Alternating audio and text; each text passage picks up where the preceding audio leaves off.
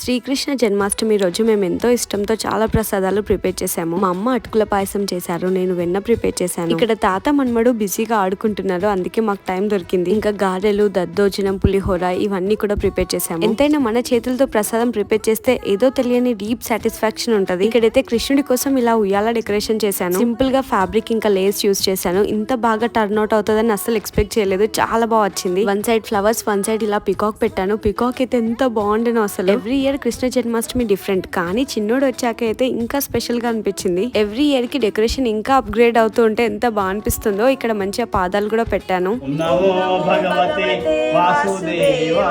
మా చిన్నోడైతే మేము అలా పూజ చేస్తుంటే మంచి అన్ని అబ్జర్వ్ చేస్తా ఉండే. చెప్పాలంటే ఇవన్నీ వాటిలో వాడిని ఇన్వాల్వ్ చేయడం చాలా హ్యాపీగా అనిపిస్తుంది. ఆ చిన్ని చిన్ని చేతులతో ఉయ్యాలు ఊపుతుంటే ఎంత బాగా అనిపించిందో అసలు. మా అత్తయ్య వాళ్ళు మిస్సింగ్, వాళ్ళు యుఎస్ వెళ్లారు. అలా పూజ చాలా బాగా జరిగింది. లాస్ట్ లో మంచిగా నవ్వుతూ భజన కూడా చేశాడు మా బుడ్డోడైతే.